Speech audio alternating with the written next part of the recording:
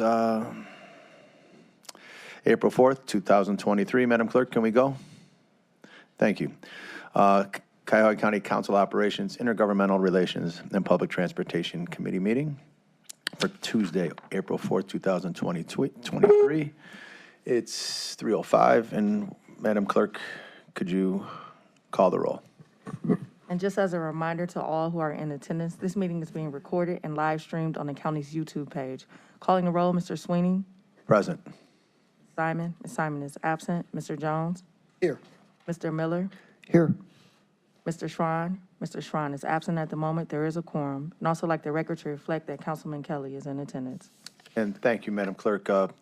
Councilman Schran gave me a text, and he'll be coming 10 minutes late, so I asked him if we should hold it. He said, no, move forward, so I will do that. Is there any public comment? Yes, Mr. Chair. Lou. Lou, please come on up and enlighten us. It's always a pleasure to see you.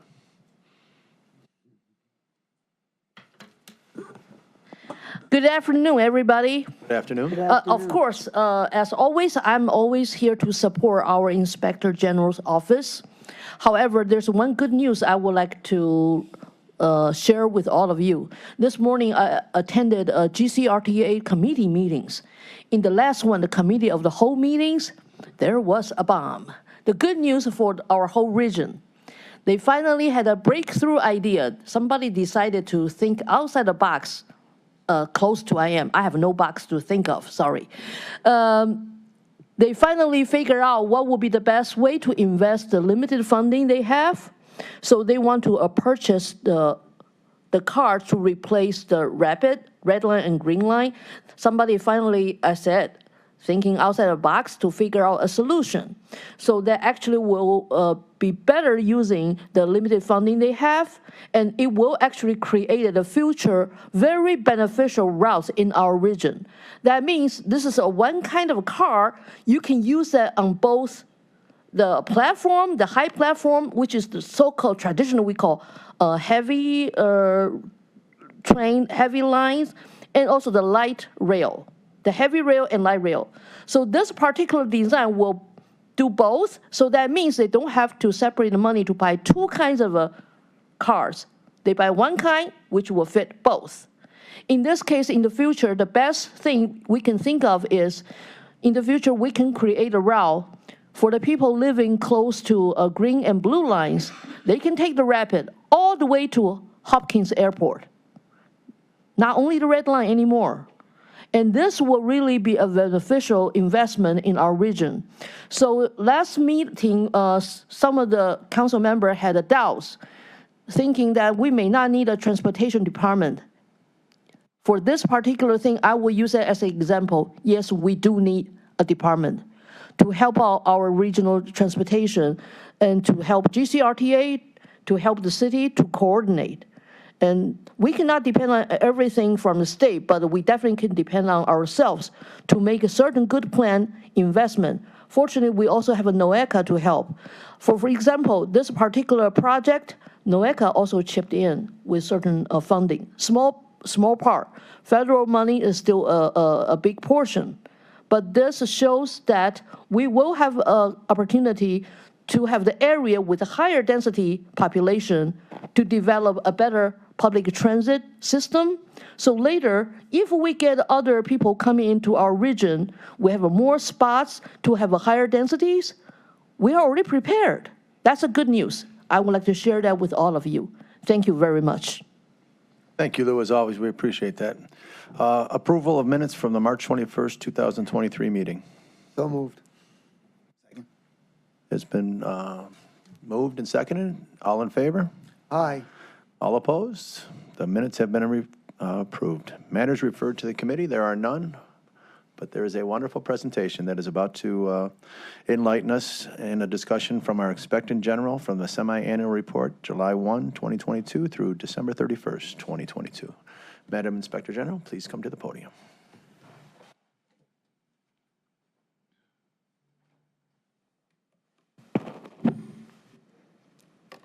Good afternoon. Alexa Beeler. I'm the Inspector General for Cuyahoga County.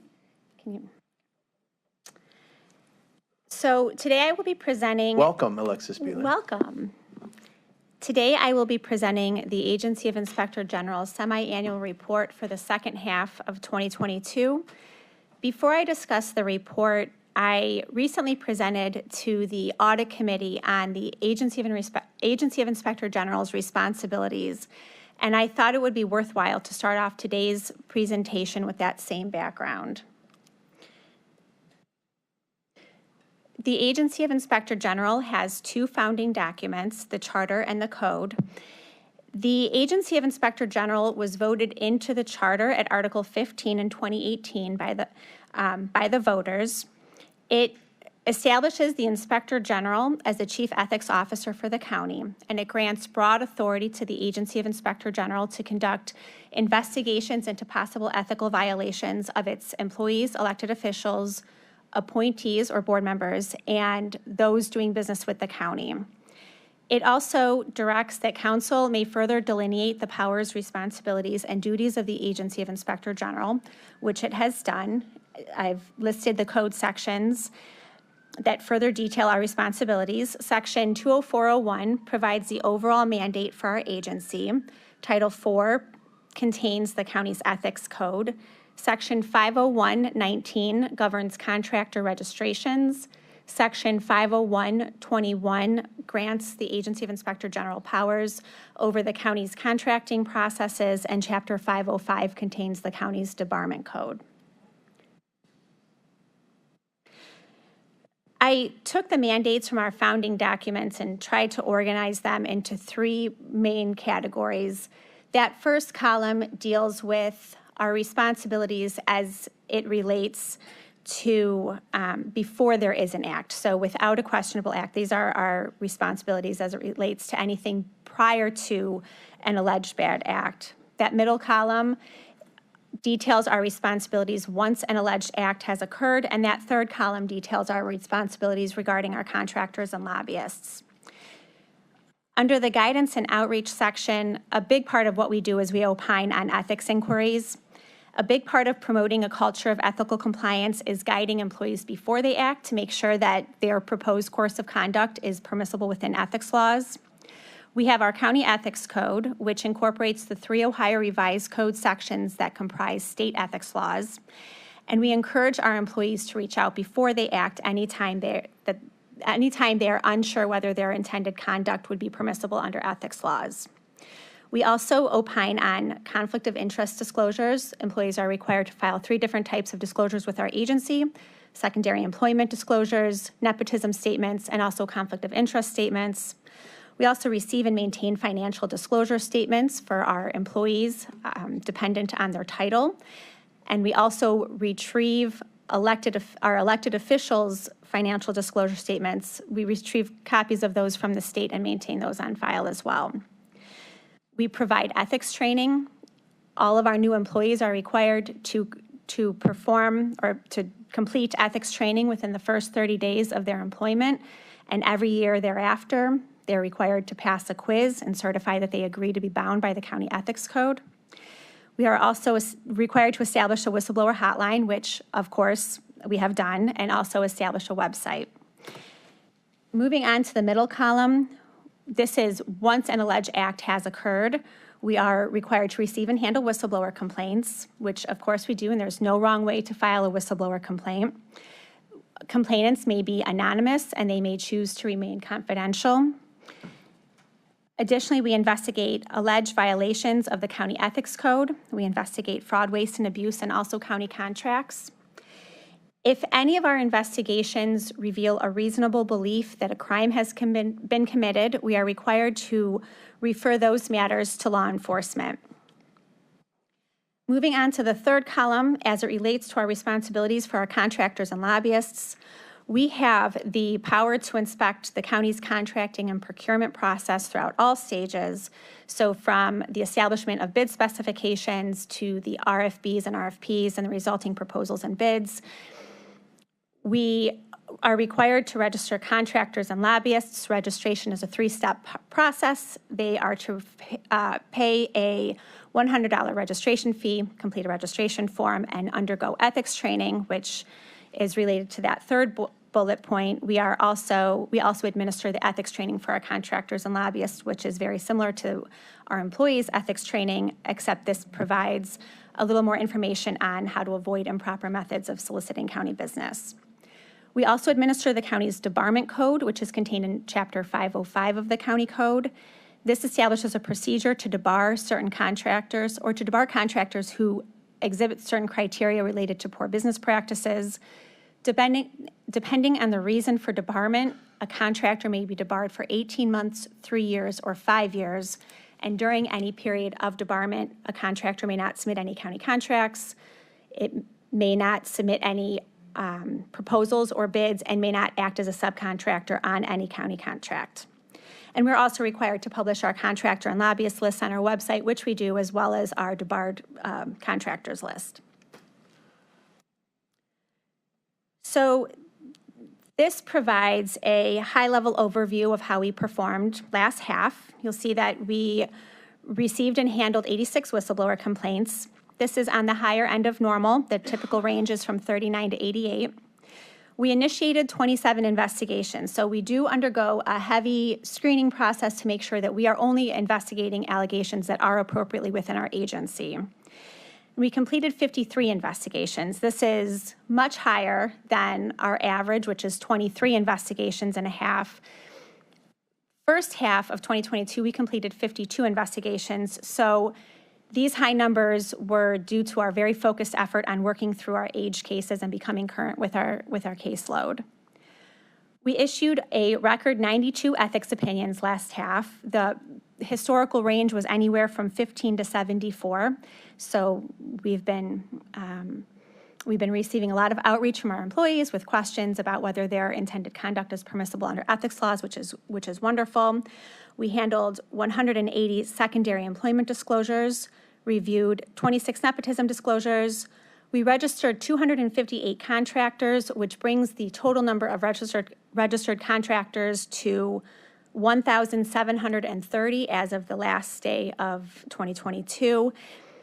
Also, as part of our contractor registration process, though not mandated to do so, we perform a very comprehensive background check on our contractors, and as a part of that, we identified over $2.9 million in outstanding taxes owed by our contractors. So our attorneys have been working through trying to bring our contractors either current or getting them on a payment plan for those outstanding tax liens.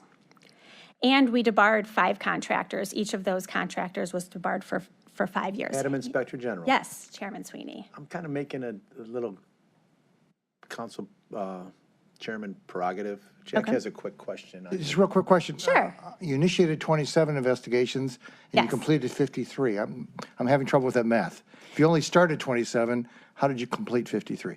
From the carryover that was there. So when I came in the position in 2022, there was a backlog, yes. And so we worked very diligently in 2022 to become current with our cases, which we have done through the very hard work of our staff, which, I mean, we had a busy year, none of which would have been possible if it wasn't for our amazing staff. So a huge shout out to that wonderful group of people. His question got answered, Yes. and you got to shout out to your staff. I sure did. Okay? Mr. Chairman. Wow, I opened the Pandora's box. Sorry, I didn't mean to do that. We're good, though. Jack is going to finish. Yeah, it just, that means that the other body that preceded you left you with 26 unfinished cases? Minimum or more? Far more. Yeah. Far more. Okay, we're good there. Dale, and then our president. So We'll have about 20 minutes more of a presentation, just for the record. to IG Beeler, your presentation said that you received 86 whistleblower complaints.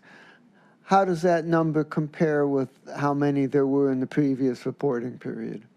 So actually, it is exactly equal to both the first half and the second half. We received 86 whistleblower complaints, which, as I stated, is on the higher end of normal. The most we've ever received in a half is 88. And As council knows, council voted in a new whistleblower policy last year, which could definitely be one of the reasons that has spurred all the outreach.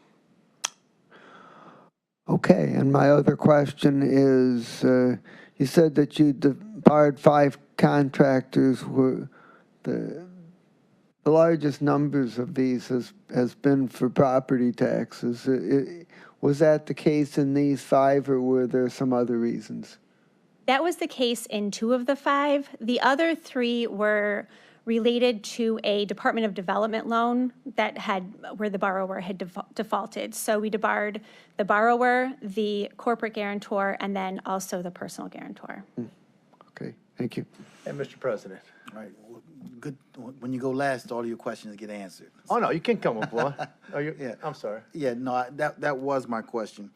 Maybe I'll make a variation on it. Have you ever seen front companies? Has that ever been an issue? Because when we created this and when I advocated for this, the spirit was to deal with the front companies that we were hearing about. So has that ever been an issue?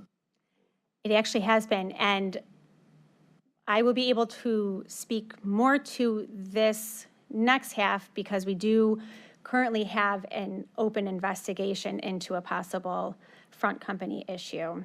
So. Perfect. Excellent, thank you. And just to my dear colleagues, if it's a very specific question on her presentation, we can interrupt her to get that, and then, but everybody's wonderful, but just write them down, because at the end, we're gonna have the privilege of asking her questions, because on our last slide, it says questions. So, Madam Inspector General, please proceed. All right. Okay, so last year, it became apparent that reporting out on our stats does not tell the full story of how we are performing as an agency. And as we are trying to increase transparency and accountability throughout county government, it is also imperative that we are fully transparent and accountable. To that end, we implemented new reporting measures in 2022 to try to gauge how we are truly performing as an agency. Beginning in the first half of 2022, we began reporting on how long it took us to complete our investigations, as well as the number and age of investigations remaining open as of the last of the half. You'll see from the slide that our 53 investigations took us an average of 489 days to complete, with the median days being 217. Those numbers are high, but they are a marked improvement over our numbers from first half of 2022, which for the 52 investigations we completed first half, it took an average of 671 days and a median of 352 days to complete. So all of these high numbers reflect our pre-2022 cases, and so we are now thankfully current with our caseload, and we'll start to normalize here shortly. We ended the half with 13 open investigations. They had been open an average of 64 days with a median age of 44 days. And just to put this in perspective, the last day of the first half, we had 31 open investigations that were open an average of 618 days and a median of 261 days. So we are definitely moving in the right direction. I also included the complaint disposition pie chart because I noticed that this was an area needing improvement.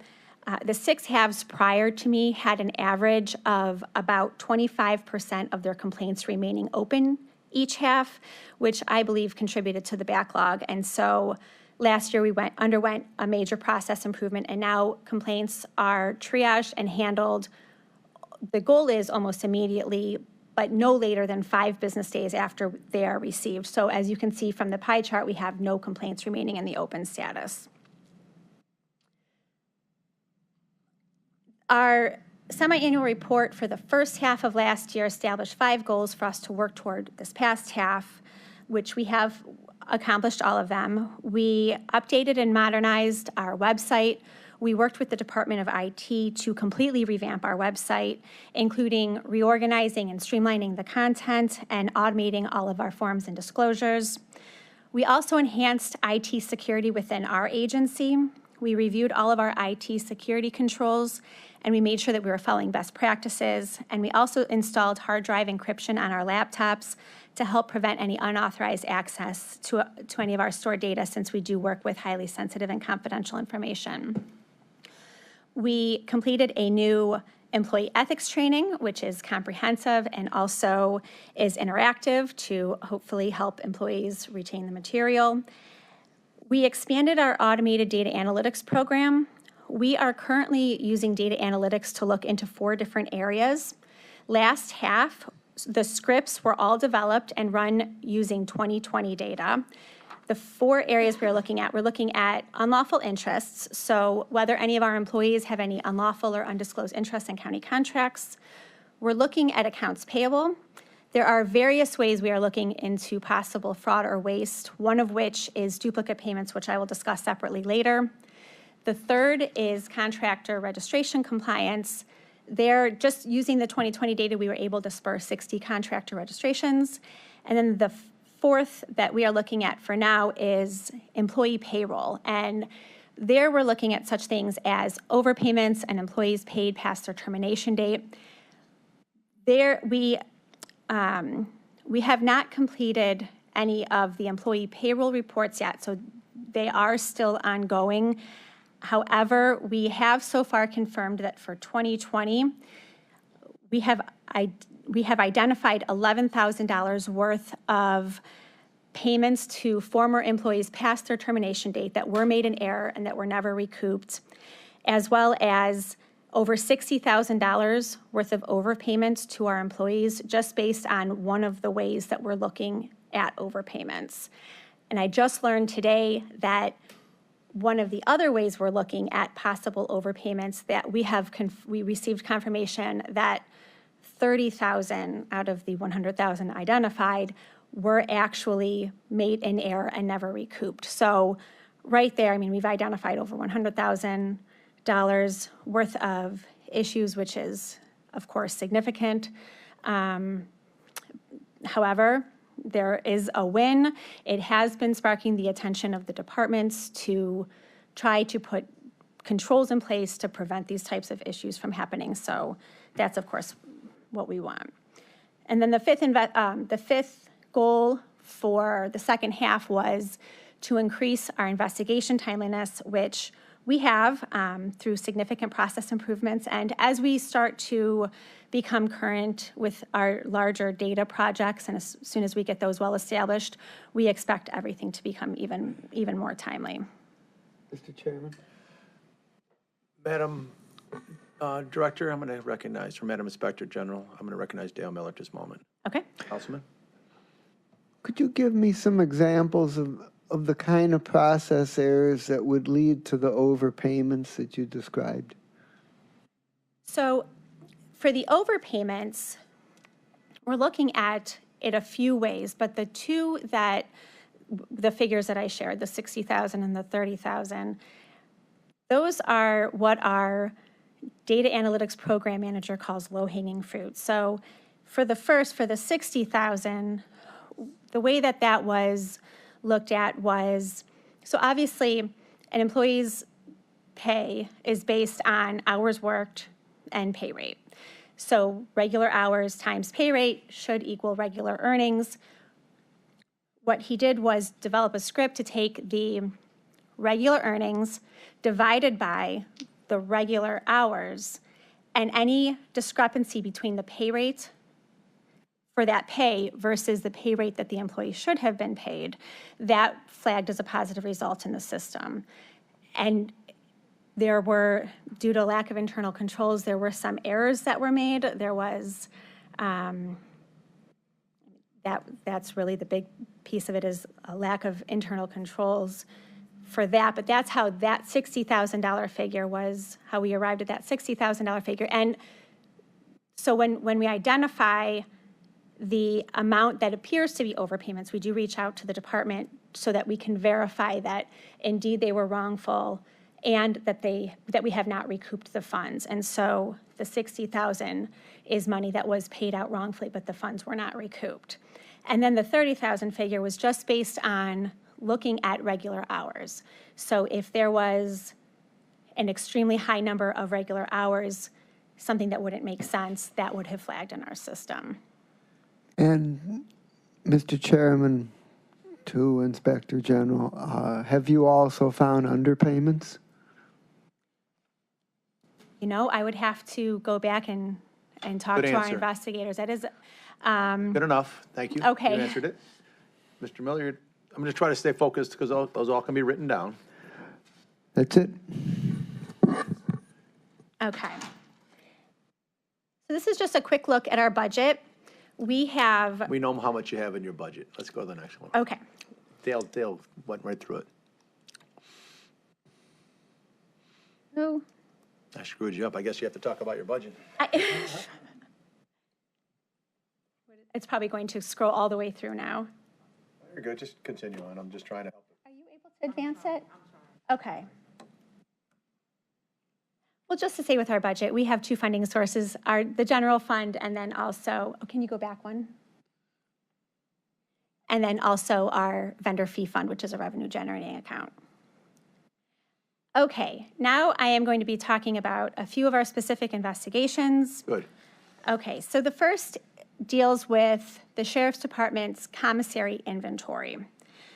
We initiated an investigation into the commissary's inventory management processes, and we found significant waste in operations.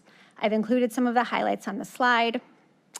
We performed a physical count of 11 of the items in inventory, and that revealed that there was $376,000 more on the books than was physically present in inventory. So to give an idea of the magnitude of that, the book value at that time was $625,000. So in order to reconcile that, that would have required a write-off of over 50% of the book value. And this was due to a combination of accounting errors, waste, and potential theft. We also were unable to trace 33 vendor invoice purchases totaling almost $55,000 to the commissary's inventory records. So because of a lack of internal controls, we cannot tell if we ever received that inventory. However, we do know that we paid for the inventory and that the associated inventory was never reflected on the books.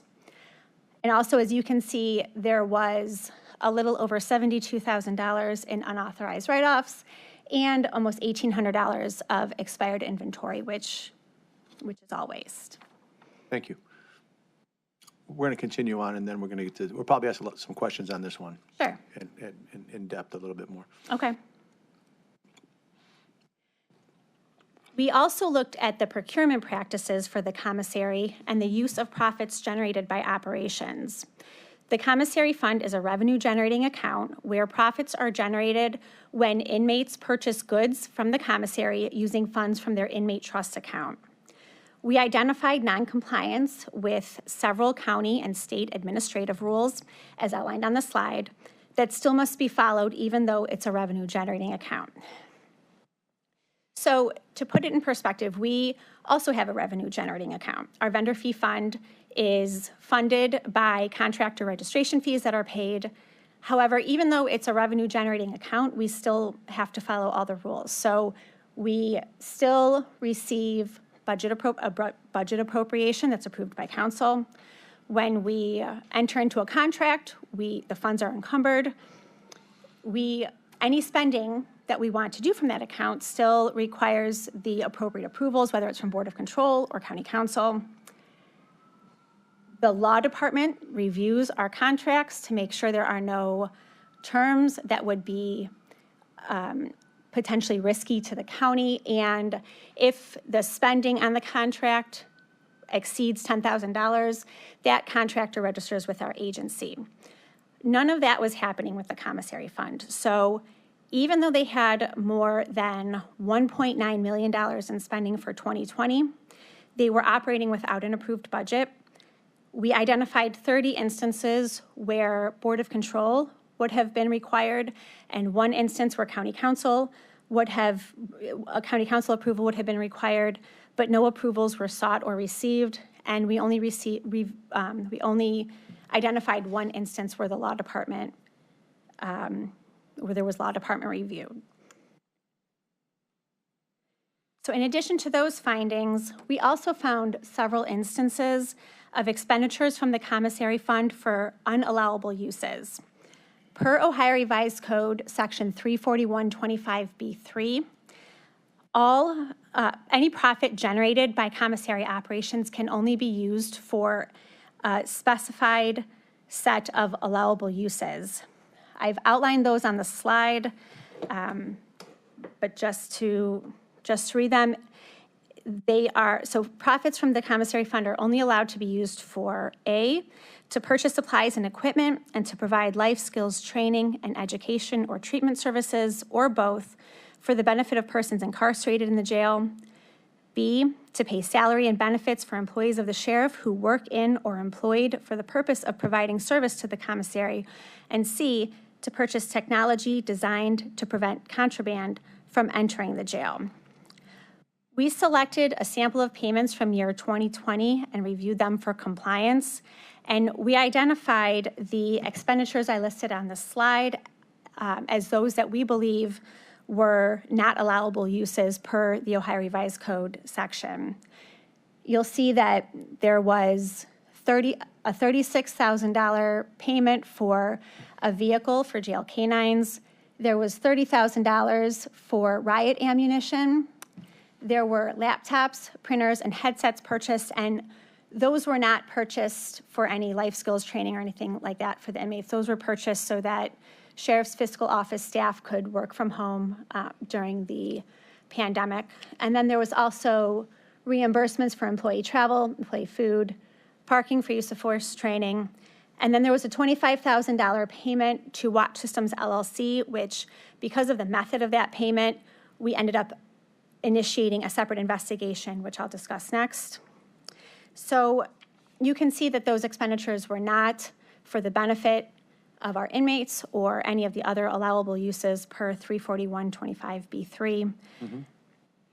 However, as a result of our investigation, I'd like to point out the wins where we have them.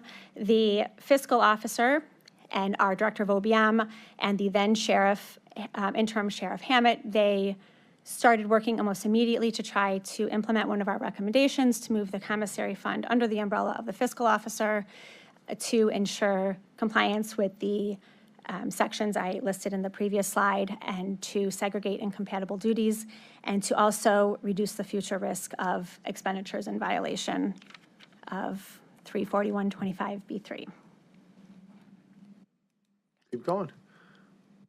Okay, so we initiated an investigation into the Sheriff's Fiscal Office's administration of its Watch Systems LLC contract after we identified the aforementioned $25,000 payment from the commissary fund.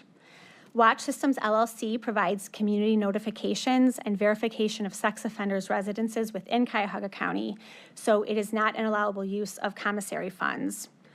The previous contract for Watch Systems LLC was approved by the Board of Control to be paid from the general fund. Prior to that contract ending, Watch Systems LLC reached out to our Sheriff's Fiscal Office about a $21,000 outstanding balance from the previous year. And in response, our Sheriff's Fiscal Office told Watch Systems to send an invoice for $25,000. Sheriff's Fiscal Office staff then issued a $25,000 check from the commissary fund, presented it to Key Bank to purchase a cashier's check in the amount of $25,000 to Watch Systems LLC, and then that it was used to pay that vendor. Obviously, that is a highly irregular way of doing things, and when considering that $25,000 payment from the commissary fund, the payments to Watch Systems LLC exceeded the contracts approved not to exceed amount by $25,000. Then, in anticipation of that contract's end date, the Sheriff's Fiscal Office directed Watch Systems LLC to quote $475,000, which would require Board of Control approval, even though an accurate quote based on past usage would have been in excess of the $500,000 threshold requiring County Council approval. And additionally, The Sheriff's Fiscal Office does not perform any contract monitoring or oversight to ensure that the invoices are accurate or that services invoiced were actually provided, which is especially important here because unlike most county contracts, the Sheriff's Fiscal Office prepays the vendor on this contract, typically in the amount of $100,000 per year, and then the vendor draws down on that balance.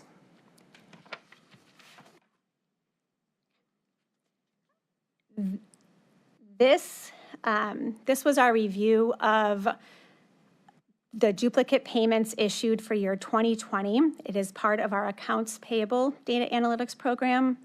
Here we used our 2020 data to identify potential duplicate payments, and we consider a duplicate payment to be any time the same invoice is paid twice, whether it's to the same vendor or to two separate vendors. In order to pay an invoice in Infor, you need to input an invoice number and match it against an associated vendor record. Infor Lawson does have input controls to prevent an exact matching invoice number from being paid more than once to the same unique vendor record. However, there are ways that somebody could override the input controls by adding spaces or hyphens. And so through data cleansing and looking at key fields in the payment records, we were able to identify 33 duplicate payments that had been issued by executive agencies totaling $264,000. And as you can see from the chart, the vendors, it was the vendor who identified the erroneous payment the vast majority of the time. As of the time of our report, there was $14,538 that remained, that hadn't been identified and so hadn't been refunded, although I just recently received confirmation from Lee Tucker that they have recouped all those funds, so that's definitely what we hope for. Okay. Ta-da. Ta-da. Well, Inspector General, as always, thank you. Can't wait till you get to the point where you're just more comfortable and just telling us you have the resources and the staff to be able to do the job that you are responsible for. Yes. That's the question. Yeah. Yes, okay. Yeah, I just want to talk because you do a wonderful job. You work. Thank you. And I do think that it's hard to tell if we are appropriately staffed only because we've been so busy addressing the backlog and then establishing this data analytics program. So it seems like we are very busy, but I think that things will normalize once the workload normalizes a bit. Or if we not normalize, to just find out what our reality is right now because of the way the county is operating and all the whistleblower protections in there, it might be the norm and you might need more staff. But I'm just thanking you for your presentation. And we're going to ask just a couple of questions. The whole commissary thing, that's pretty serious, right? Yes, absolutely. I was just at yours truly probably a week ago, waiting for my breakfast gentleman to come in to visit. And two of the staffers were just, I'm overhearing them talking about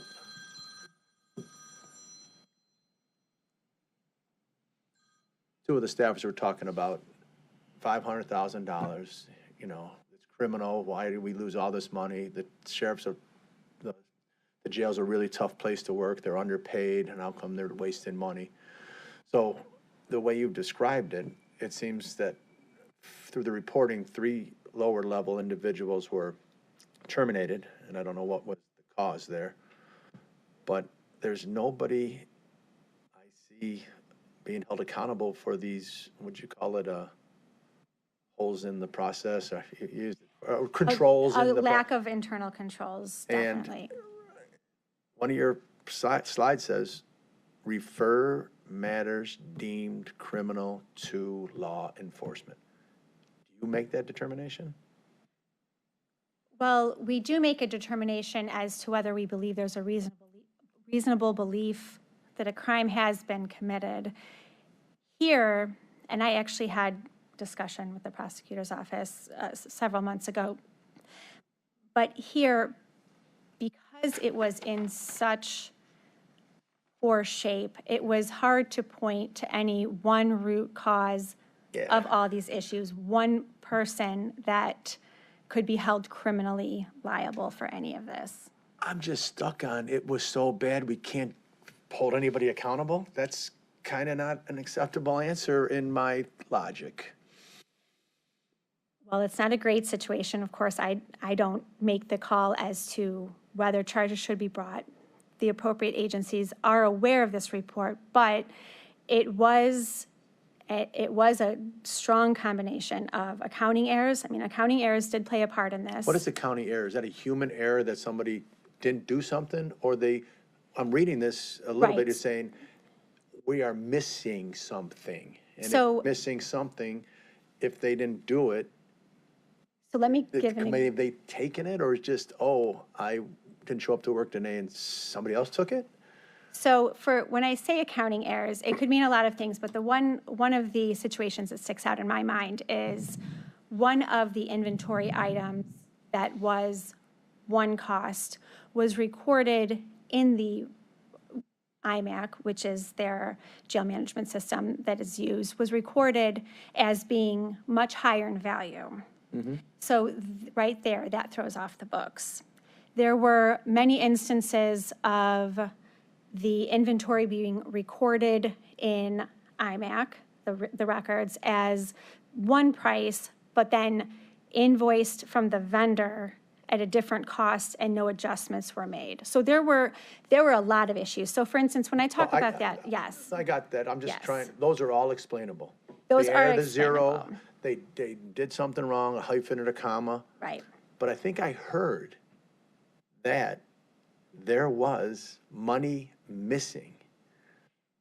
And that gives me the pause for concern. I don't mean to get elevated a little bit, but it's just when you listen to the folks and what you hear on the street, I just want to get a little deeper in understanding what really happened there. Believe me, I understand everything. I hear everything you're saying, and it is significant. These are very significant issues. The amount of discrepancies that we identified, it was not all inventory that once was there and then went missing. That is certainly a part of it. So as long as there's some of that, that's where my concern is. Right. And I just have one more, and then I'm going to open to my colleagues, and then I'm just very thankful that you're our Inspector General. With the recommendation to shift the oversight from the sheriff to the fiscal, Yes, of the commissary fund. was that you? Did they That was come a over recommendation that we made. and they jumped right on it? They did, which was great. It's great. However, we're in the middle of a discussion on the autonomy of the sheriff. And the sheriff has, right now, it has the responsibility of this. Because this action occurred, we're shifting it over there. At the same time, we're talking about making them independent.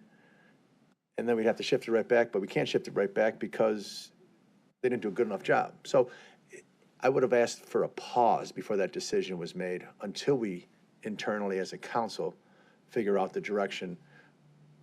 If we change it to one, if we modify it to another, or we keep it the same.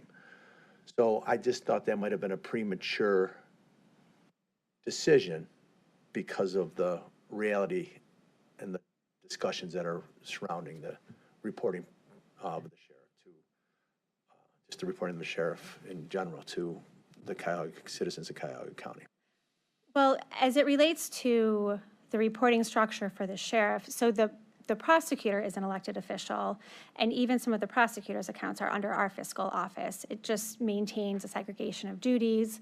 No, but and all I'm yes. saying is it was currently, I don't mean to interrupt, but I want to be No, very that's okay. specific. It was currently under the sheriff. It was under the sheriff, Good. yes. And then we transferred it over to the executive. Correct. So the stuff in the prosecutor's office is all good and dandy, but I don't think it's relevant to what I'm trying to make the point of. Because if he comes back to being independent and everything under his bailiwick or her bailiwick is, and their responsibility, this particular function would be the only one separate. So I'm not quite sure what you mean. We're- So I'm we're obviously not an going to fix independent it. agency. I wanted to make that point.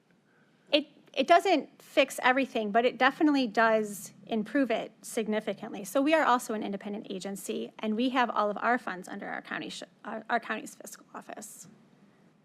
We can debate this all day, but as we speak right now, the sheriff's department has Yes. this under their jurisdiction. Oh, a month ago, until we changed it. So you never had it over there. You always had it, you never had it individually. You always had it with the executive, right? So we did an action. We took it from the sheriff Yes. and moved it over.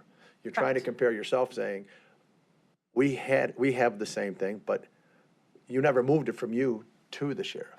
I mean, to the executive. All I'm saying is that no matter what happens with the reporting structure of the Mm-hmm. sheriff, whether it stays the same, whether it goes to independent, whether it even goes to elected, I think it makes great sense to have that commissary fund under our fiscal office. Good. I can't wait to continue this discussion. I'm going to open the floor to my colleagues, and Mr. Jack Schron has his hand up through my peripheral vision. Thank you, Mr. Chairman. And again, I have no problem with having it separated like you just did, because that creates, I believe, more checks and balances. Right. I believe it does, because accounting-wise, you want to have a separate body looking at somebody else's number.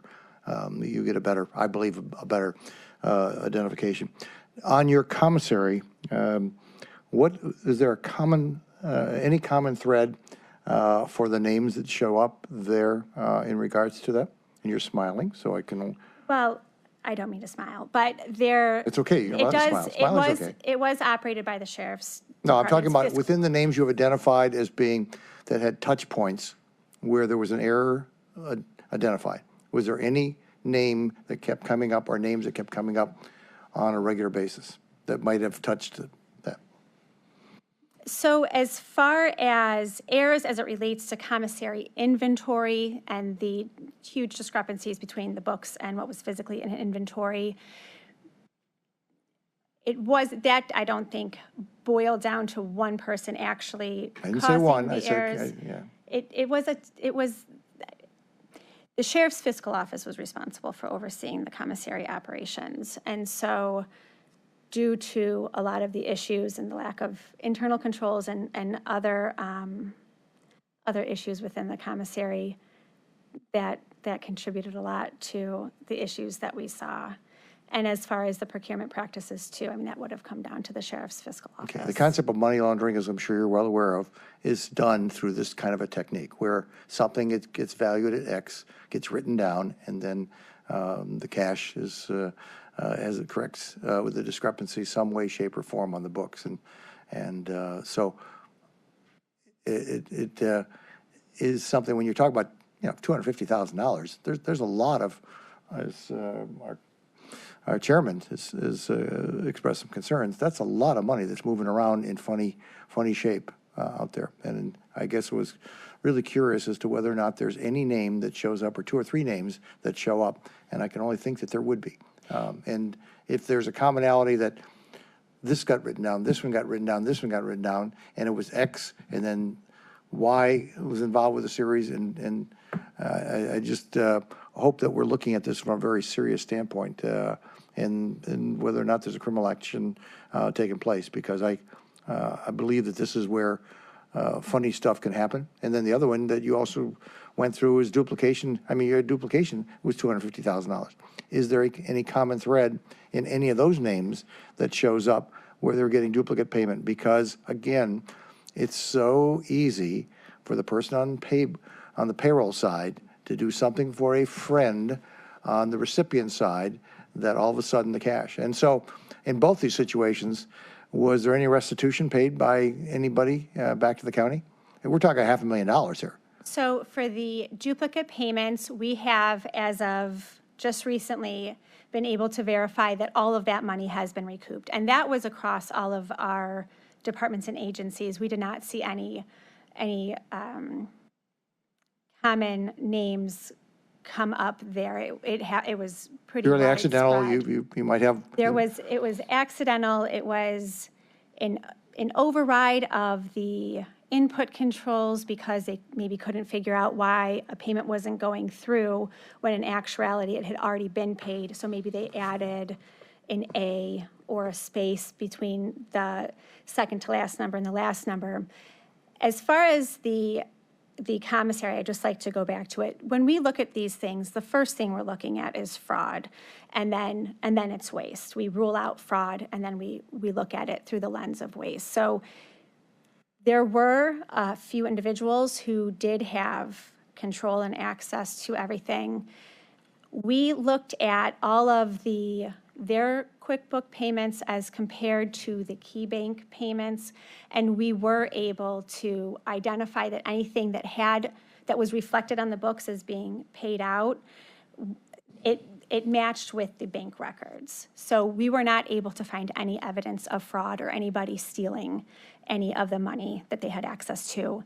But you found that if the item was worth X, Yes. and then we found out, oh, gee, it really wasn't worth X. Did we pay X for that from the vendor and put it on the books? Did we pay $10 and now we're telling us the world is only worth $1? Did we pay the vendor $10? So we paid what the vendor invoiced. Yeah. Yes. Yes, And okay. because of a lack of controls, there was no process in place to identify whether the inventory had been received. And then the fiscal office would receive vendor invoices, pay them, and then it was not set in stone if they would enter it into the system or if the COs receiving the inventory on the loading docks would enter it into the system. So sometimes sometimes inventory did not get entered into the system. Sometimes it was probably entered twice. So it was in poor shape, to say the least. No concern that the vendor was in collusion with any of our employees? Nothing that we could find, And we did look for possible fraud. And it wasn't one vendor where there was an issue, it was across many vendors. No. Point, though, he said, do you have any concern? And your answer was not that you saw, but you personally. Not to get Of course, fined. it's absolutely concerning. I mean, the figures are concerning. Oh, yeah, yeah. But nothing that we were able to identify. Okay. And what was the period of time that this $250,000 was looked into? The 250, are you meaning duplicate payments? or The commissary. So that was a moment for the $375,000 or so were the books and the physical count of the 11 inventory items where that was off. That was in 2020. And that was just a 1 year snapshot window. in time. I would be very curious as to whether or not you see that same discrepancy in 2019 and 2018, because I would be very concerned that there's a common thread that is running backwards into this. And I would be, as a good attorney that I know you to be, I would hope that you would spark your interest, because the statute of limitations would run backwards. And if you start to find a common vendor, a common employee, common error, I would be very concerned. So I just encourage you to look beyond just your window of your responsibility time and look to the window of what is on our county books and see, hey, wait a minute, maybe this occurred before and occurred again a year before that, and it just got overlooked. Because we certainly know that you got a stack up of stuff that hit your desk. I wouldn't be surprised if you aren't going to find a common thread on commissary that goes back. This was not if it happened this year, I would be surprised if it didn't happen in prior years. And that piqued I like that thought, because I didn't think about that. I did criminal law for a long time. And there's a thread that I have a feeling that you're going to find might be uncomfortable. Thank you. Councilman Miller? Mr. Chairman, Inspector General, just one question. Could you say some more about the $77,000 in unnecessary write-offs, and could you just describe that, how there would be unnecessary write-offs and what the implications of that would be, and give an example or two? So they were unauthorized write-offs. So there was that amount written off, but we couldn't find that it lacked appropriate authorization. We couldn't even distinguish who wrote it off and for what purposes. But we did see that there was a write-off amount of that 72,000 figure. So does that mean that there's something that was written off as worthless or not present that should have been there? It could have been. It could have been due to perhaps a physical inventory count that commissary staff performed, and they noticed that amount of a discrepancy, and so wrote that amount off. But based on what we reviewed, it was impossible to tell what it was for, who wrote it off, and there was nothing to state that it had any of the it lacked appropriate authorization. So, Mr. Chairman, Inspector General, for all you know, something could have been stolen and then improperly written off, so this could actually add to the amount that might be missing. Is that correct? Yes.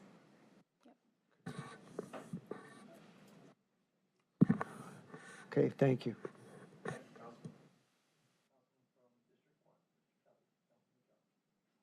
Councilman Kelly, sorry. Thank you, Mr. Chairman. I'm not on your committee. I appreciate the opportunity to ask a question. You're always welcome. So trying to keep track of everything that's going on here. So at this point, you think there's nothing nefarious going on? This is just accounting errors? Is there any type of a criminal investigation that's going to come from this? And before you answer that, if there is a criminal investigation that comes from this, who does the investigation? Sheriff's Department can't investigate itself. Would this be BCI? Would this be State Patrol? Who would do the investigation if there is something criminal? So I think the prosecutor's office would take the lead on that. Perhaps BCI would work with the prosecutor's office. And I mean, we have received evidence based on, I was not involved in the cases of the employees stealing from the commissary. By no means were they stealing as much as the books and records were off. As far as anything going, nefarious going on, I mean, I can't say that there wasn't. There were huge discrepancies. There certainly could have been. If we were able to point to an individual in working for the commissary or working for the sheriff's fiscal office that we thought was committing a crime, actually pocketing the money, stealing the money, perpetrating a fraud, then I wouldn't be discussing this today. It would have already been referred to law enforcement, and I'm sure there'd be an ongoing law enforcement investigation. But as far as we could tell, that's not what was happening. That's not what happened. That's not to say that it did not happen, but that there's nothing that we could prove to say these numbers were a result of an individual perpetrating a fraud on the county. Thank you. Thank you, Councilman. Mr. President, anything? You're good? No, I'm fine. Thank you, Mr. President. I'm going to, a couple more, not too long. The resources that you have within your department are finite. Is that accurate? You only have so much capacity. Right. And you use the amount of capacity you have to do as much due diligence in regards to this investigation. Yes. With more resources, would have the investigation been able to go deeper and more specific in regards to trying to find any nefarious behavior? Because you said we didn't really find it, but did you look under every stone? We believe that we did. Okay. And I don't know that, I mean, certainly with more resources, we could do more things throughout the county. But No, as I'm far talking as it about very relates to this specific specifically- investigation, I don't know that we would have gone farther. And Here. that's where my crux is right here. It's because probably something happened. We really couldn't go as far as, I mean, we went as far as we could with the responsibilities that we have, But if a BCI comes in, they're professionals at it. If the State Highway Patrol comes in, it's a specialist at it. If the prosecutor comes in, they're a specialist at it. And you're referring to them, and you're stating here before us that it's way too involved. So, That's not what I'm stating. yeah, I'm just trying to understand. I'm not stating that it's way too involved. Not I'm involved, saying- wrong word. Okay. Way too many, it was such a cluster mess over there, you couldn't get it to the point of prosecuting somebody if something happened. And that's where the issue lies. Yeah, and then, but my only thought right now is if you have the outside entities, they can go through all that stuff and with different tools. And they may be able to And- identify something that we did not. That's, of course, a possibility. And the last thing on Chairman Sharon's, he really piqued my interest in 2019. If you have the resources within your department, I'd like to see that happen. But if you don't, because it's a significant ask,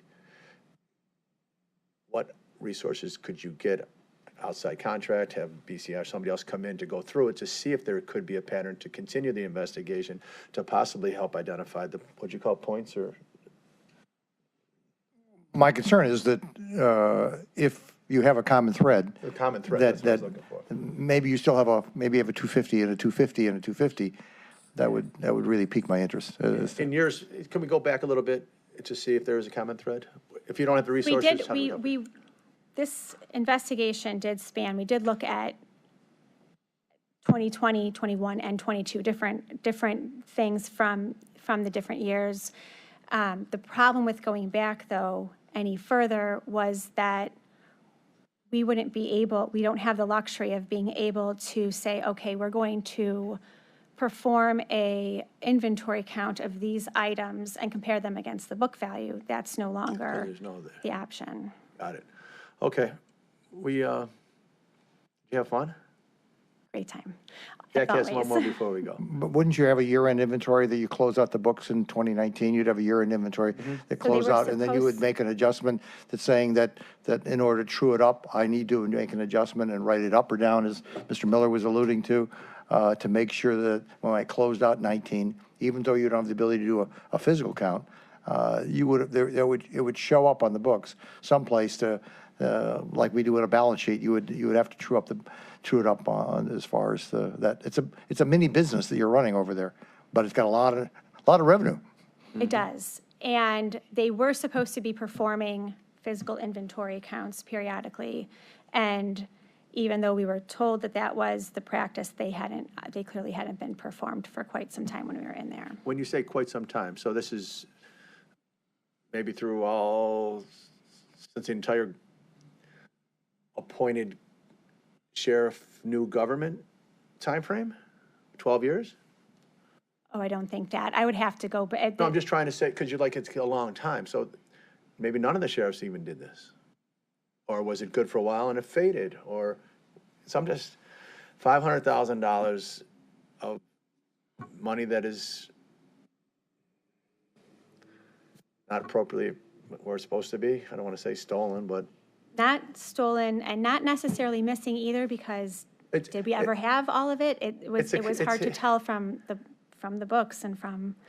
You did a very good job in presenting today, and you did a very good job in the investigation on the commissary, and I'm very excited that you are our Inspector General. Is there any miscellaneous? Hearing none, this meeting is adjourned. Thank you.